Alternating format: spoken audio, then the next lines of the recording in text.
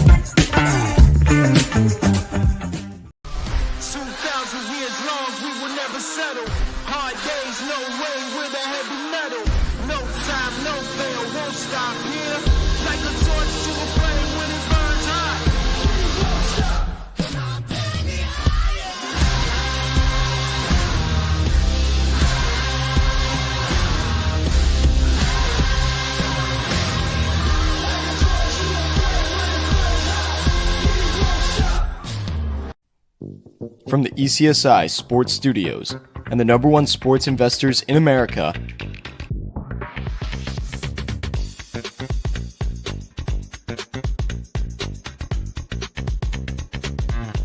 we bring you the closing bell. As the market closes, legends Jeff Dawson and Riley Magnuson bring you all the sports investing tips for tonight's matchups. If you want to learn more from the two legends at the desk, make sure you stay tuned to the closing bell. Good afternoon, sports fans from all around the globe. I am the co-host, Jeff Dawson, East Coast Sports Investors, and it's that time of day for the closing bell Wednesday, January 22nd, 2025. We moved it up an hour, which is good for everyone. Hopefully, Riley reached out and said, hey, I'm ready. So I'd rather do it at 4 than 5. So the closing bell on the stock market actually closes at 4. So bing, ding, ding, ding. Here we go. The closing bell for the sports market. First and foremost, a shout out to our proud sponsors and partnerships. It's WagerWire. Head on all over to Google Play. Download the app. It is free. Travis, Zach, Guy. Hope everyone's enjoying Barcelona. Big stuff coming for these guys. So go follow and support them. Viva Tequila Seltzer. 6 flavors, 2 new flavors, lemon, and the East Coast is cuckoo for coconut. And last but never least, Atlanta Steaks and Seafood. Jump on over to Facebook. Go follow Terry Smith. And then jump on over to atlantasteaksandseafood.com. Place an order today. Use the promo code STEAKS10. Steaks10, get 10% off your whole order. Take a look at what they have to offer. Steaks, chops, appetizer, wine, you name it, they got it. 4 subscription plans. Why not start 2025 on the right side of your health? And take a look at the 4 subscription plans. Check one box every 30 days. You walk out the front door and BAM! As Emerald Lagasse used to say. We'll have a box food there ready to keep you healthy, wealthy, and hopefully wise. So without further ado, Mr. Southside Riley himself, Riley Magnuson. What's up, champ? What is up, my friend? Happy midweek. Trying to get through it here in the snow of the Midwest here. I don't know about you over there, but it's nasty over here right now.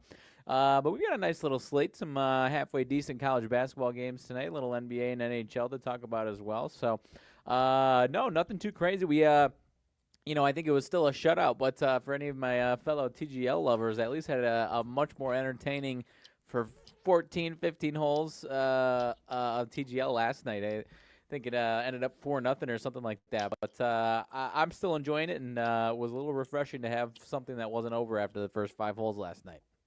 Well, we had Brady Kannon on this morning at 11 a.m. Tea time wagers for Torrey Pines. PGA getting smart with NFL Championship Sunday. They moved the golf to Wednesday, Thursday, Friday, Saturday, and allows the NFL to take over on Sunday, which they will. And I'm a part of the Mayo Cup this year. Me and my good friend Brian Gaskell, two swings. First prize 100,000 at the one and dones. We've got a little money the first 2 weeks, so my simulator and one of my algorithms was not up. So I just read the board, and no Scotty, no Xander. Couple others had already scratched in what, a half hour before the start. Will Zalatoris scratched. So I got up this morning and I'm looking at the board. And you want to save guys, but sometimes the timing was right. So one of our two swings, my swing this week, Ludwig Oberg. And listen, he came out guns a-blazing. He is now tied at -6. But when you see him -6 after 9, the gerbil's going, Riley, give me that -10 or 11, and let's just wrap it up now. Yeah, no kidding. Especially when he's in a pack of guys, like you said, the big dogs aren't in that mix right now. I think the one guy who I thought I saw was doing well, or maybe Hideki's up there in odds. I was just looking, and he's got a long way to go in this first round. So that's the guy that you might be trying to fend off. I would say, as far as the big names that you were maybe nervous about, but. I'm with. I mean, you're talking to me. The Swedish blood in me is a diehard, becoming a diehard Ludwig fan. But I mean, you saw him.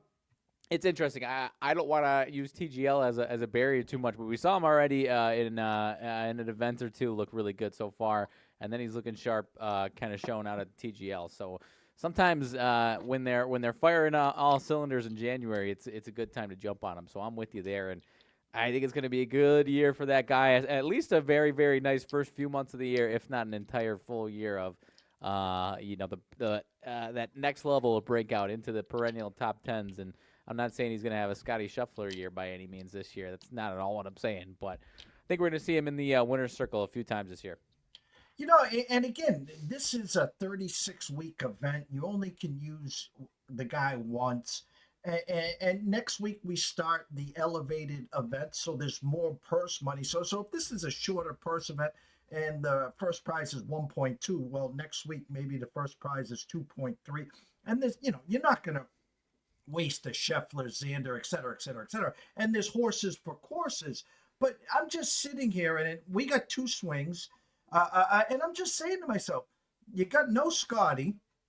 You got no Xander, and I know Hideki's there, and I know there's some big names there. Jason Day was getting a lot of steam. My other guy I was looking at was the Geiger. I don't even know if he started yet. But my point is, why not? I mean, if you don't have to beat Scotty, Xander, and a few others, why not take the swing this week? Right, and especially because he is on the cusp again. Not saying he's going to have a Scotty Scheffler, but he's almost in that realm where, I mean, you and I were at Vegas, whatever it was, 2 years ago, 3 years ago, where it was March Madness, and we were looking at future Masters odds for Scotty Scheffler, and it was like 50-1. This is that type of breakout that Ludwig's on. And again, I'm not saying he's ascending to the number one in the world, but I mean, I said perennial top 10. He could be ascending into a top 5 golfer in the world just behind Scotty, Xander, if Rory has a good year, yada, yada. So he did put down another birdie, so he is at 7 under in the solo lead. As we're speaking here, Thigala is 1 over, just for reference there. All right, this is re-entry Wednesday. And listen, I'm learning every day in the UFC.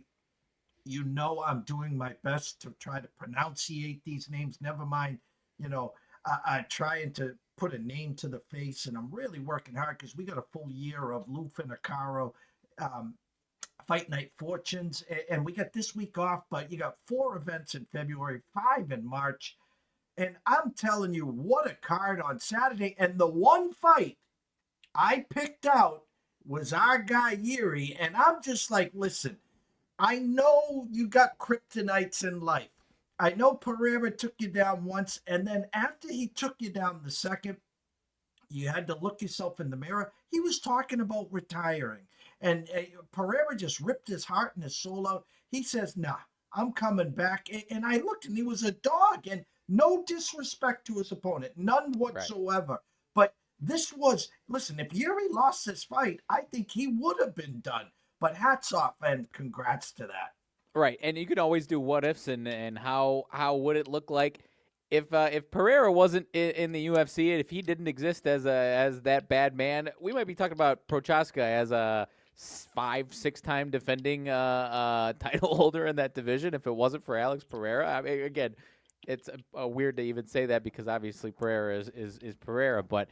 There was a road where Pereira is not even in the UFC with the path that he was taking, and Prochaska wouldn't have been challenged like that, and maybe he has another challenge, whatnot. But this could, if all things had happened differently, he could have been the king of this division for a while. So he deserves that respect. Unfortunately, he's just kind of in that same reign of, Colby Covington. Obviously, people have their issues with them as far as off the mat. But if it wasn't for Kamaru Usman at the peak of his powers, we'd probably talk about Covington as a 2-time title holder or more. There's so many guys that are on that A- level that just run into someone at their absolute peak who's at no doubt Hall of Famer at their A+ level, and they just can't get over that hump and they're looked at differently. I think Prochaska is kind of in that A- level fighter where he's held the belt, so he's probably going to be a Hall of Famer, but you know what I mean, where when you run into that upper echelon of guys, it's hard to get through. So, I'm glad you and I were on the right side of talking about that one the other day.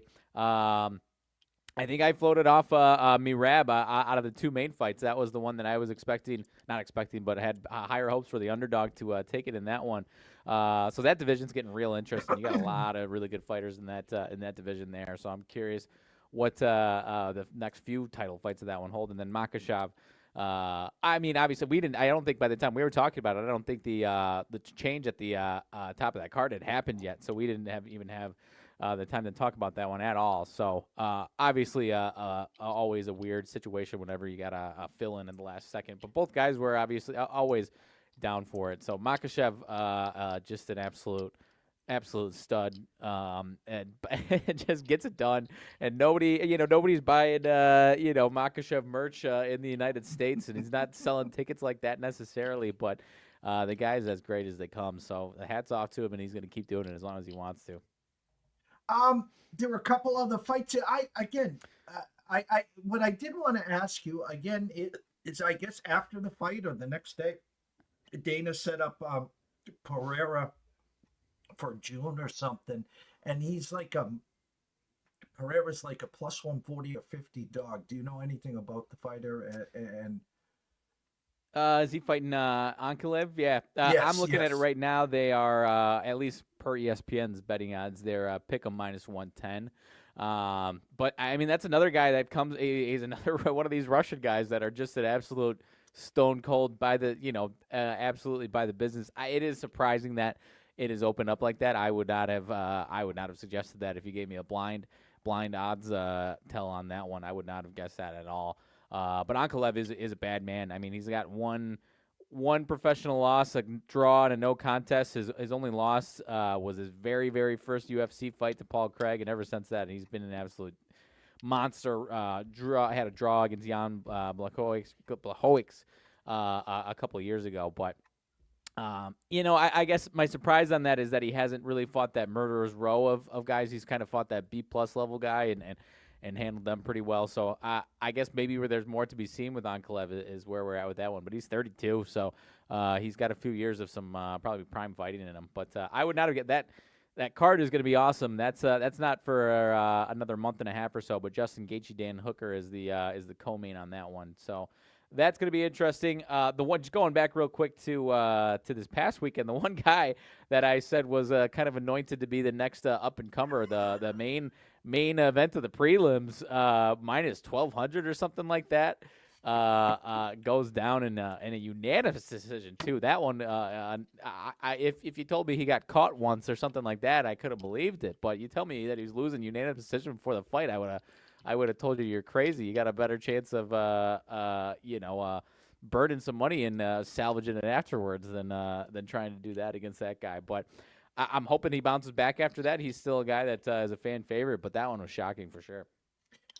Again, I don't know where I saw it, and I just looked at on the Circa app, and they don't have it up there. But I bet you if you went to DraftKings, I'm telling you, Pereira, his opponent, I'm telling you, I thought I saw minus 170, and Pereira was like plus 140, 145, and I'm like, he's not fighting John Jones here. What the hell is going on here?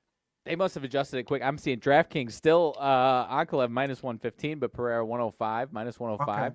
all right. So maybe it was a quick adjustment, but I'll see if I can find it anywhere else. But I mean, even still, a pick 'em like that after the credit he's getting, and you get a bounce back from Prochaska, who he's beaten twice now. That's even more shocking, honestly. Now, I don't know anything about his opponent. You said he's a bad man, but you and I here talk about Pereira as a bad man. Yeah. And supposedly after this fight, my assumption is, um, I thought I'd say win, lose, or draw. He's got that one last fight, I guess, with John Jones, and John Jones is going to walk off into the sunset. But is this guy that his opponent? I mean, is he bad man material of Pereira? That's why that's what I see. I mean, by the odds, I would say yes. Kind of why I was saying I'm surprised by it. He's fought like he's ran through a good chunk of guys that are kind of on that gatekeeper like B+ level fighters, and so he hasn't really been. I shouldn't say hasn't been tested. He's fought in some really good fighters, but he hasn't fought anyone else that's. I mean, he hasn't fought Yuri Prochaska and gone through him or Jamal Hill. So that's why when you don't have those fights against those guys, I'm going to have some doubts. But put up a good. I mean, had a draw against Jan Blachowicz a couple years ago, and knocked out Johnny Walker and unanimous decision against Alexander Rocket. So he's got a nice resume for sure. But this would be the breakout of all breakouts if he was able to handle Alex Pereira. So not trying to take any credit away from him, but this would be the biggest fight by far that he's ever had. Baseball. Listen, guys, it's kind of funny. I have to address this. The Dodgers over the weekend, I guess, got the news that your former White Sox Michael Kopech was going to be out for a month. So what do? They signed Tanner Scott for 4 years, $72 million. Just throw him in the back end there with all the others, and then they said, you know what? Bleep you guys. If you guys are going to leave these guys out here for us to go grab, well, let's go grab Kirby Yates for a year. And so I reach Jeffrey Benson, the Circa, love you to death. He's got the under overs, he's got the odds. I says, hey, do you got a Dodgers versus the field for me? And he sends this to me. And it was kind of funny. And the numbers are kind of surprising. The Dodgers to win the World Series right now are plus 275, which I think it's a fair number. I mean, Sure. anyone that's a baseball fan, go bet the over of their team, their wins. It was 103.5. I don't know what the adjusted number is now. Plus 275 is fair. I think is fair. But this is what I think is strange, and I want your opinion. The no. So your Dodgers versus the field, the no for the Dodgers is minus 350. That's a big number. So That you is a can big have number. the field, you can have the major league field, but the Dodgers, but you got to lay minus 350. I like, whoa, that seems like a pretty high number here. That does seem like a pretty high number. I mean, you got just looking at the next up on the list: Braves 8-1, Yankees 850, Mets 10-1. I mean, I don't know. This Dodgers team, everyone's. I think part of it is everyone's just penciling them in now. It's always. I don't know the last time we've been able to confidently pencil someone in on a deep run like that. I mean, the Dodgers last year, obviously, to some degree, but you know what I mean, where they're adding more pieces onto that. They barely lose anything. And so I think the public perception is just it's going to be the Dodgers. How could you pick anyone else, especially from the National League, let alone whoever's going to be the rep in the American League? So that's interesting to me, man. I mean, you got so many ways that they're just deep, and they're a well-run organization. That's the other part of it. You've got organizations that can spend out the wazoo, but then they're not as well-rounded and develop talent to fill in the cracks when you need them. They're doing that too. So, 310 on DraftKings just to give it. I think it was 103.5 for the regular season win total on DraftKings here. And I brought it up to my good friend, Mr. Rick Thomas. we'd be looking at this differently if Aaron Judge doesn't drop that ball and then all of a sudden, the 5-0 lead isn't erased and someone forgets to cover first. And we don't know what would have happened. Excuse me, obviously that next game, but it's baseball. But what I'm telling you is what the Dodgers are doing this year. They win it again this year, so they've won 2 in a row. They're going to do the same thing in the offseason next year. But the sad case, everyone, and you can mark it down 425 on January 22nd, 2025, there will be a lockout in 2027. It will be the rest of the league versus what the Dodgers are doing. And we'll miss 30, 60 games because they're not going to kiss and make up. So enjoy baseball this year. Enjoy it next year. But just remember this time date and stamp because there will be a lockout in 2027. Yeah, no, it's bound to happen. You know what? I'd be okay as a White Sox fan. I'd be okay if we moved that up a couple of years. If I'm being totally honest with you, if White Sox over under 51.5. So we'll take 2 seasons to match the Dodgers win total of 103.5. So that's a fun number, a couple of numbers to look at from my perspective there. Shout out to Mr. Daniel Berry Sports Highlights. He says, "Happy Wednesday to all." College hoops. Listen, I've been saying this now for January. It's life without Liam McNeely. My numbers had the Butler team total over, and I left it on the desk. I was like, coming off a loss, I'm going to let that one sit. Overtime, and UConn escapes. Got to get through another week or so, but the college hoop scene. Listen, I was talking about this earlier, Riley. I know the ACC is down. I know Duke is the cream of the crop. UNC lost its 8th game of the year at Wake Forest last night. But when I scratched my head Saturday, Duke was at BC. And Duke was 23.5-point favorites at BC. Now, listen, I'm not saying BC's any good here, but you're never 23.5-point underdogs on your home court, Riley. No, in conference play as a self-respecting program, no, absolutely not. And there's some spreads tonight that would that are pretty high that are cut in half, and it's still kind of crazy that they're that high. But no, I mean, just looking at the ACC, you've got some scrappy teams: Louisville, Clemson, Wake Forest. I'd be curious what those teams would look like in a much deeper ACC or in a different conference. Not to say take anything away from them, but it's a 4. SMU's had some good stretches. Florida State's, I don't think they're very good, but it seems like they're going to feast on the bottom half of the conference potentially, and that might be the reason why they get in. So, it's Duke and a cloud of dust in the ACC there. And Big Ten last night had some fireworks, some upsets. Purdue loses on their home court. I think it was away. At UCLA, Wisconsin loses there. So. We got some fireworks going on in the Big Ten too. Illinois, Michigan State was a really good game on either Saturday or Sunday. I can't remember. But Michigan State just kind of ho-hum, just especially at home, taking care of business. Illinois, really, really solid, but obviously got to knock off some of these higher-ranked teams in the Big Ten here. They got a little chance to coast a little bit, Illinois, and rack up some wins, I think. But nonetheless, the back half of Illinois' schedule is tough. They got Duke mixed in there, Illinois-Duke in the end of February.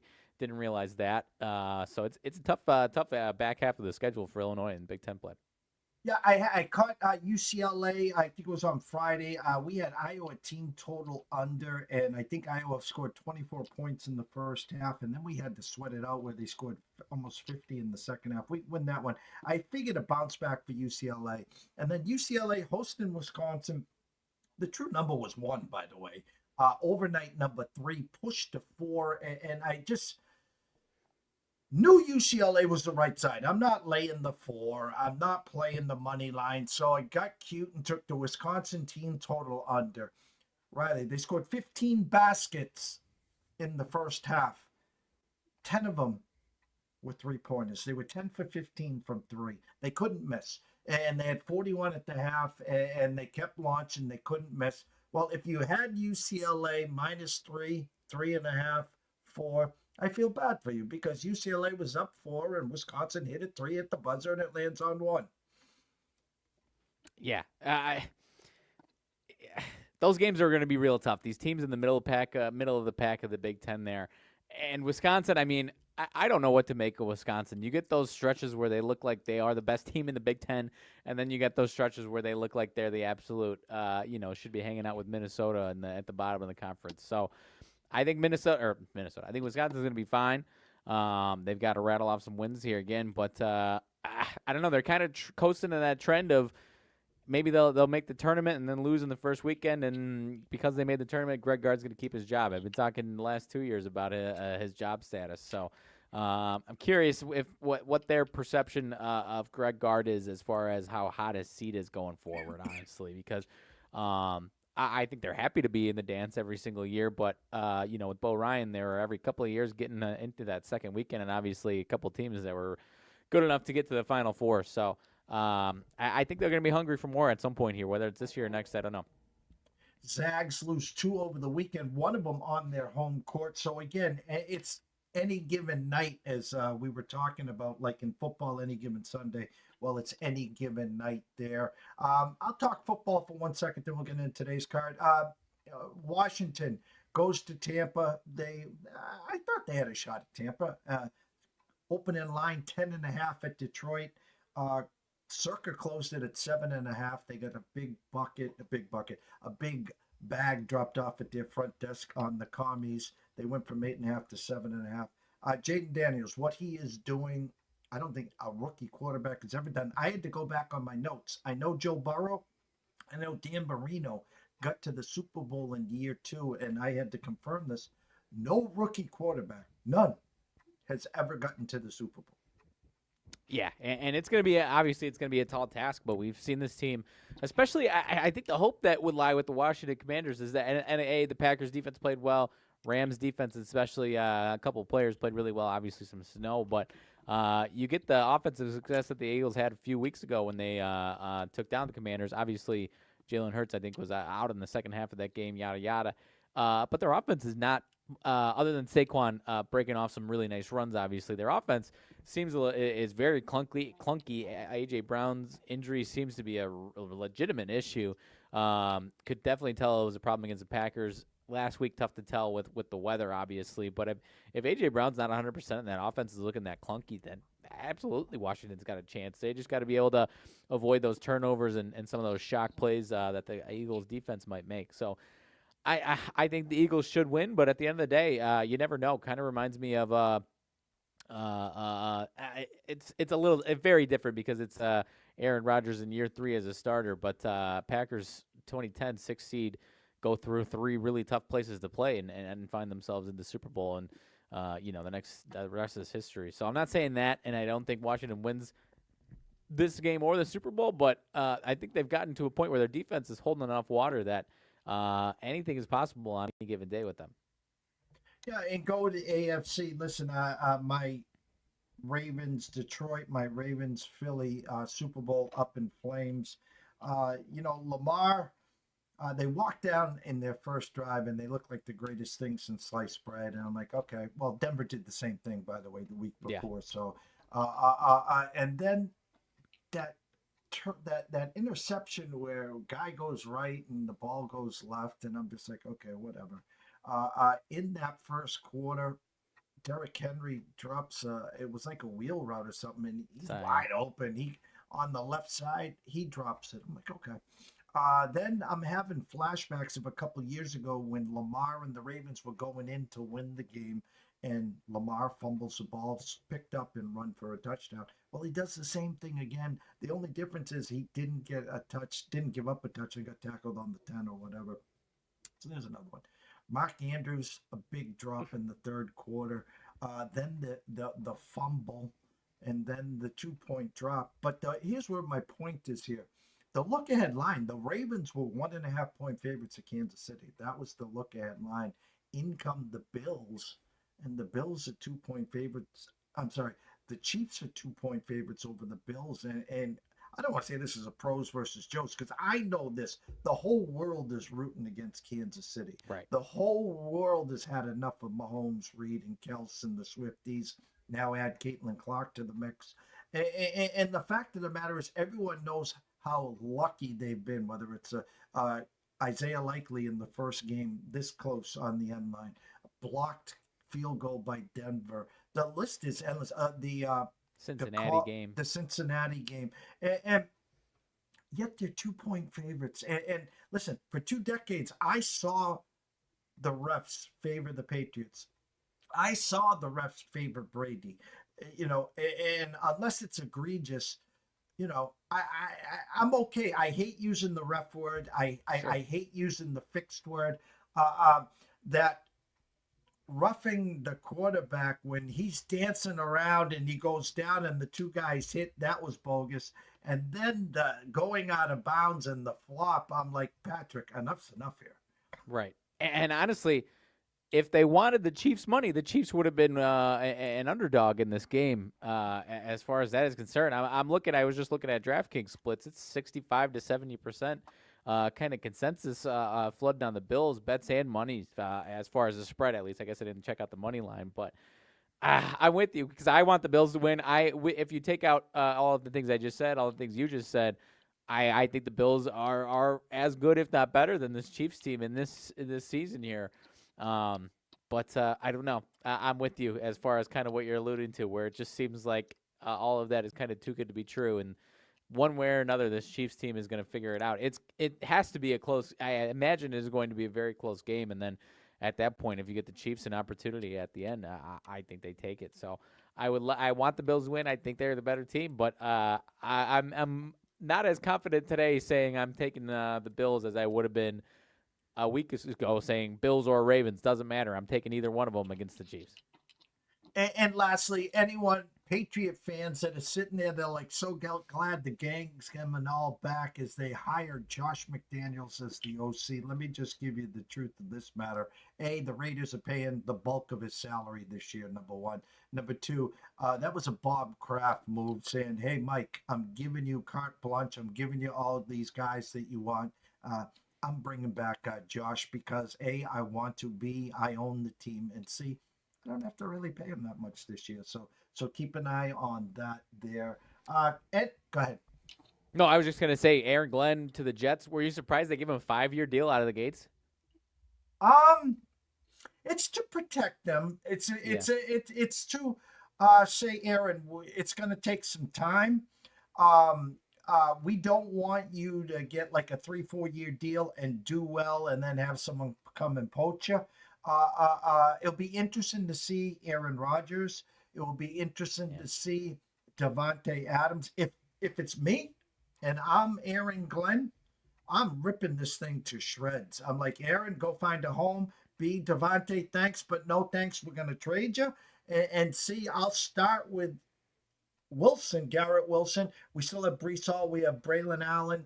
We have a decent defense. Let's go find a quarterback. Hey, if it's Kirk Cousins, if it's Sam Darnold, actually, it wouldn't be Sam Darnold, obviously. I don't think they'd bring him back. But my point is, I've seen enough of the Aaron Rodgers, and no disrespect to Davante Adams, but Yeah. without Aaron Rodgers there, I think he wants to go somewhere where he has a quicker chance to win. Yeah, fresh start for sure for Davante, at least I would say so. And yeah, you could find some. I'm not. I agree. I don't think it's going to be Sam Darnold, but it could be someone like Sam Darnold there or anything like that. So Kirk Cousins? Yeah, Kirk Cousins, sure, why not? And then defense, yeah, it was playing a lot better with Rob Saleh in the building the first half of the season. Obviously, they weren't winning games, but it became significantly worse when they fired Rob Saleh. So I guess my point is I think that defense has a ton of talent on it. Sauce Gardner looked terrible at the end of the season. You got Quinn and Williams, so you got some dogs on that defense that I mean, Aaron Glenn just had up until this last week had a gutted Lions defense playing pretty adequately and flying around. So I'd be worried about that Jets defense going forward for sure. At the very least, offensive side, defense should be good. I'm going to go over the NHL right now, guys. Grab your pens and paper. Team totals. Let's see here. There's only 1, 2, 4 games. If you like New Jersey tonight, team total over 3.5. You can get that at even money. If you think the Bruins can get to 3 or better, you got to lay 130. If you want to get sneaky tonight, Bruins team total under 3.5. And that will have to lay 30 cents there as well. I'm sorry, Bruins over 2.5. plus 110. Bruins under 2.5, minus 130. Um, if you like Toronto versus Columbus, Toronto team total over 3.5. You got to lay 15 cents there. If you think Columbus won't get to 3 or better, you can get Columbus team total under 2.5 at plus 105. Winnipeg at Colorado. First 1 to 3 wins this game. Winnipeg team total over 2.5, minus 135. Colorado team total over 2.5, minus 160. And then Florida at the Kings. Again, first 1 to 3 wins this one. Florida team total over 2.5, minus 130. And the Kings team total over 2.5, minus 145. The board is yours, my friend. Yeah, just looking at the NBA tonight, you've got a really good game, Cleveland and Houston in Houston. I believe it opened 2.5 or a couple hours ago when I was looking. It was down to minus 1.5, but I'm seeing 2.5 again here. I don't know. Seems like a spot where, giving some respect to the Rockets, obviously a home dog, but I was looking around. This is the shortest road outside of games. The couple games, or what? Well, I think one was home, one was away.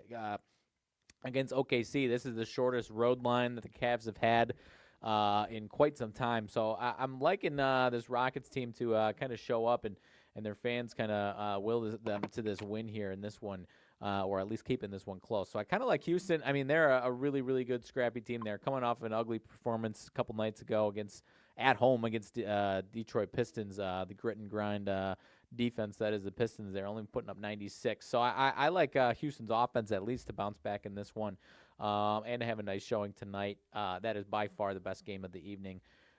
You've got those Pistons on the road in Atlanta. Atlanta minus 3.5 point favorites.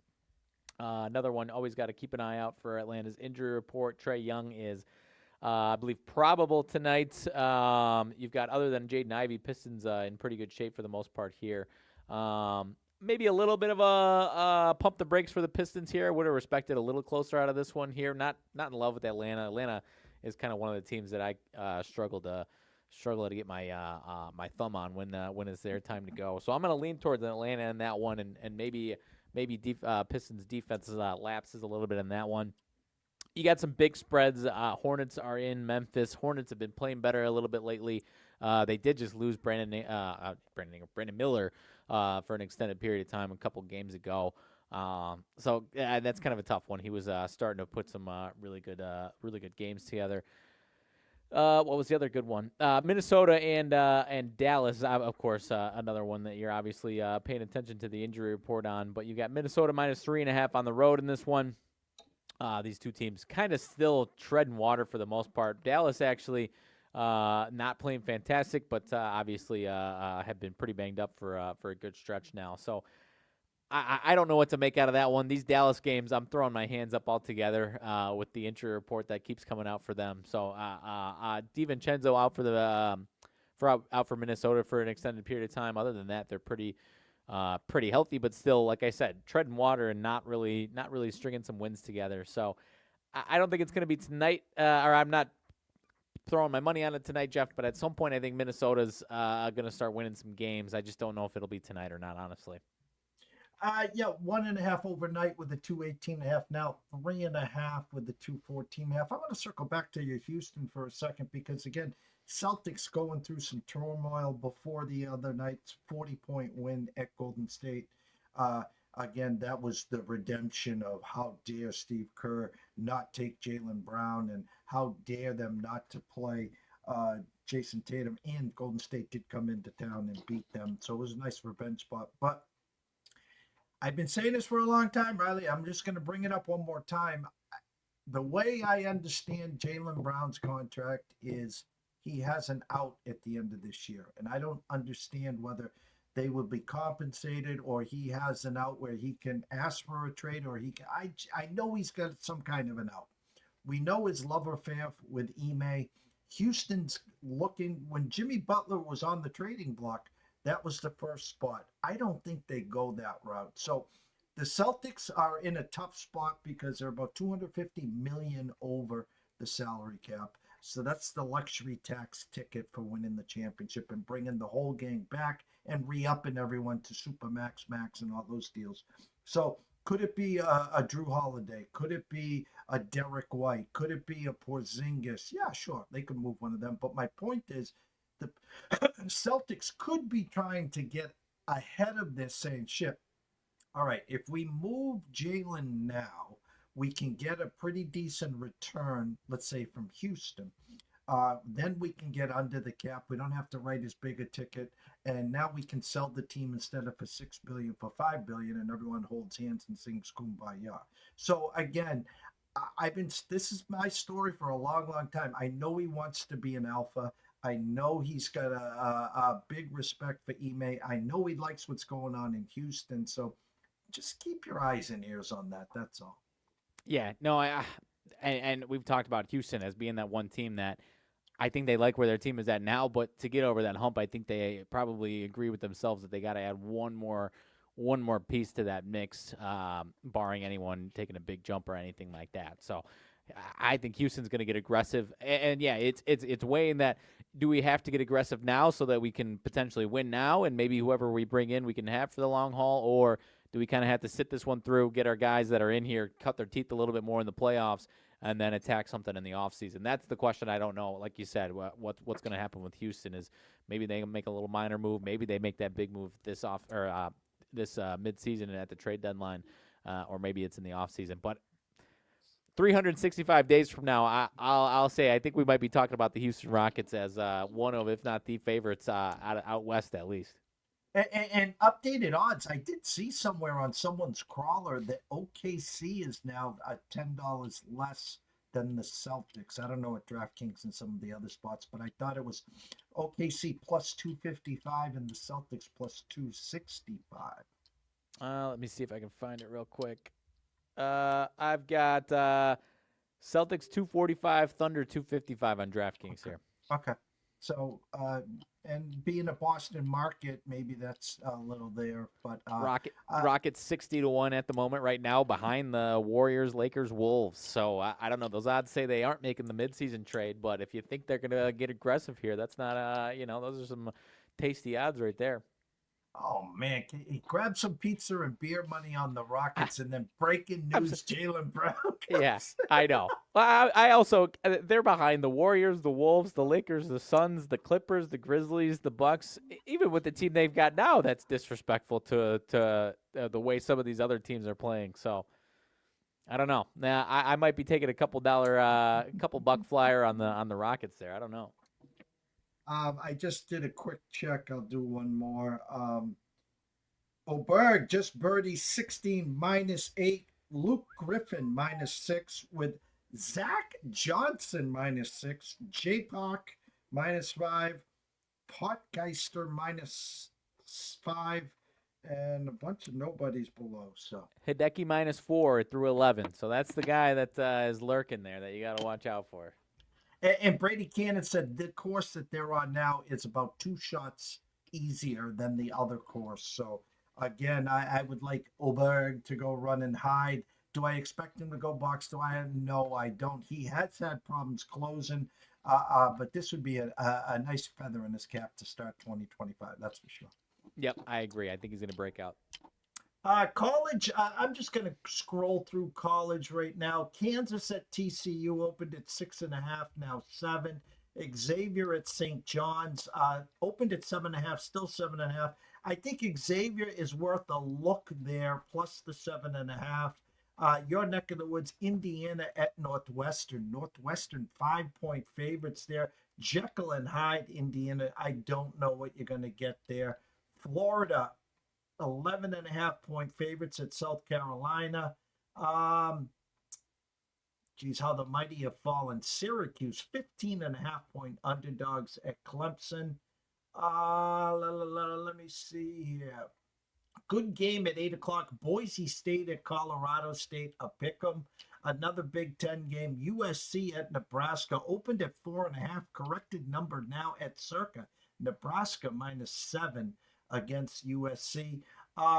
This was one game that Tyler liked. Georgia at Arkansas. Georgia Arkansas opened 2.5, now a pick at Circa. Georgia 1-point favorites across the board. I know Arkansas lost their one of their better players for the rest of the year. He is out, but a pick 'em. Tyler Wyatt likes Arkansas at a pick tonight.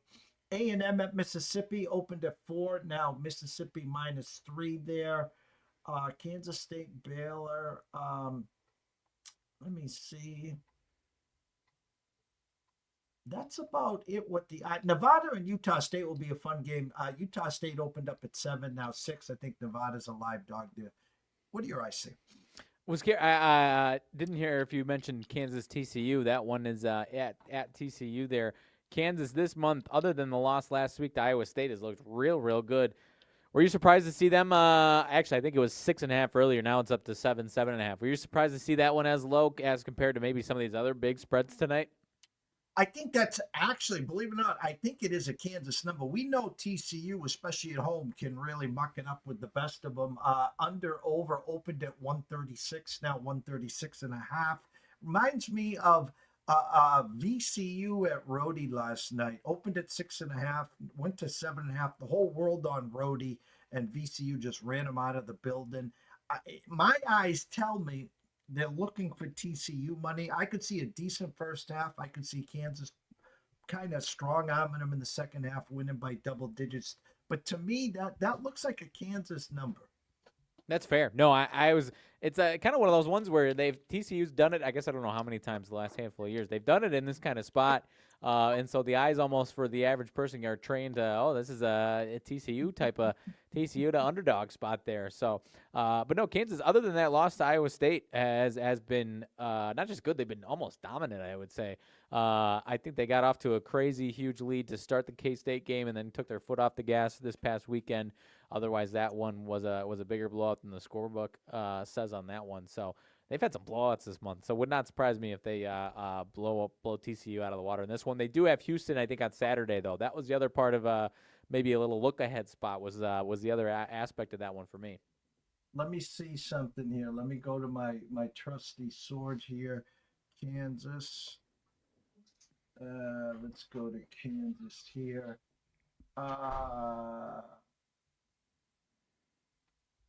At home, and Ken Palm has them losing on Saturday at home 65-64.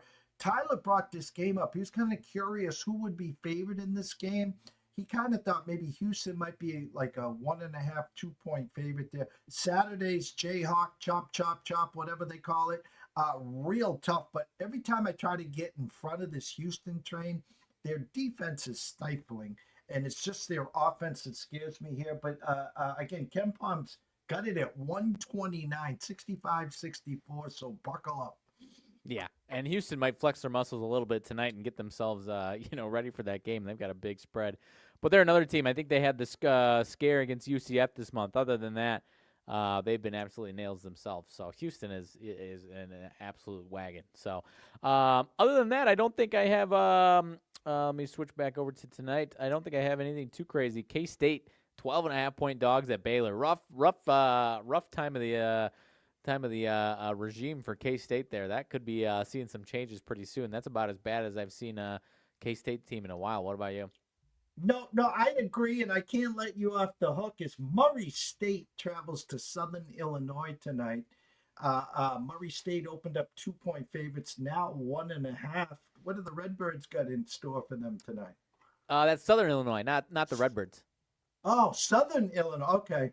Oh. So not my, still obviously my state, but not my Redbirds there. But no, Murray State. I mean, those two teams. Murray State is still trying to make their way in the MVC there. So I got nothing on Drake and Bradley. And is there a third team? Kind of just those two teams are potential tournament teams, both of them there. So Illinois State is still building something, but they've been kind of okay in conference. So I can't say I've been watching much of Southern Illinois though. No, that's true. I saw the Southern Illinois. I tried to grab one more. You're right. Illinois State, shame on me there. Yeah, other than that, not a lot here. So I guess closing thoughts. Closing thoughts. I don't think I have too much today for closing thoughts. Just as far as college basketball goes, we're talking more and more about it. If you're trying to gear yourself for March Madness and you haven't started watching many of these college games, I would say now is the time because you've got some teams that are real good, and you got a whole crop of teams that are kind of in that next level of teams that are good but obviously have some flaws. And so you got to see what matchups work out for them and the type of games that they play against certain teams. So it is a good time to start watching, especially on a night like this where if unless you're an NBA or NHL junkie, college basketball is the best show in town. So got a couple good games. It's not the most star-studded slate tonight, but these are the type of slates where you might get a couple of unranked teams that you're not expecting much out of having a great game, and you might see something that makes you carries over later in the season for you. So that's all I got for today for closing thoughts. Tomorrow morning, 11 a.m., Paul Stone will be here to recap Monday night's Ohio State win. The last show with Paul Stone for a few weeks. He'll come back during Conference Championship and March Madness time. We're going to try to get Cam Stewart back a few times. 11:35, I'm going to bring back Mr. Sean Alvarez, Mr. Smooth. He's going to break down the Pegasus horse race on Saturday there out west. No UFC. UFC is dark this week. And then Friday morning, I will be on Andrew McGinnis's YouTube channel at around 10 or 10:15 a.m.